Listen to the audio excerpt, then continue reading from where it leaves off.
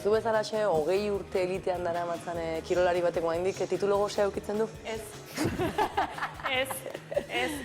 Bat ere, osea, tituluak nik usten dut, humilki esaten dut danak lortu nituen eta erabat asetutan nago. Titulu horiek, emakumea izan da diot, izandako oi hartzunarekin asetuta, konforme? Bai, bueno, nik nire kasuan partikularki, bai Euskal Herrian eta bai Euskal Herritik kanpo izan dudan oi hartzuna oso errespetu osoa izan da. Sekula ez duzu pentsatu, hau gizon batek lortu izan balu, beste oi hartzun bat izango zuten. Ez. Kasu honetan, nire kasuan ez. Eta zure kirolean, eta nire kirolaren eskalatzaile gizonezko eta bidez? Hombre, nik usten dut pikea dagoela, baina pike kompetitibo, berdin du, neska la mutila izan.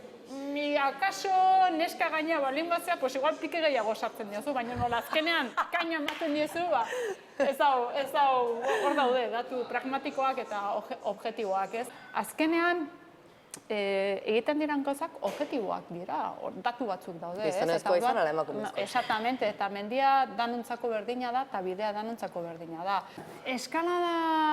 Kirol eskalada mailan aldatu da dana, evoluzionatu do dana. Pentsatu, ni hasi nintzenean rokodromorik ez ziren existitzen.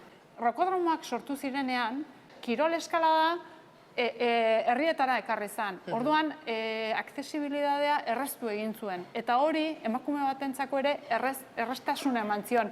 Eta areta gehiago esango nuke, normalean, neska txikiak erraztasun gehiago daukatela eskalatzeko. Habilidade gehiago daukiela zeren. Eta dantzan antzeko mugimenduak dira. Ez dira indarrezko mugimenduak, hasten diren berrientzako. Nik bizi izan dut, eta oraindik ere, jake hemen gaude, eta zuk atera duzu temea, Euskalteleri esker, egia esateko, oraindikan inkluso hasta bizi dezaket. Ze oztopo izan ditu bere kirol ibilbidean Josune berezi hartuk? Hombre, nik hasi nintzenean eskalatzen, mendira joaten, hori, 81. urte horretan, mendira joatea ematen zuen gerrara joatea zala, ez? Eta gainera ni joaten nintzen, gizonezkoekin, egia esateko.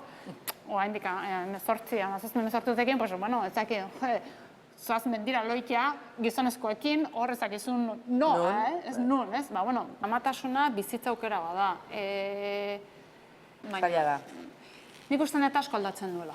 Asko aldatzen duela, zeren eta kirol eskalada ez dira proba konkretu batzuk, 2 orduko proba bat edo 10 minutuko proba bat berrentza baizik eta da, generalagoa da, bizitza osoa da, asteburu osoa da, diferentea da.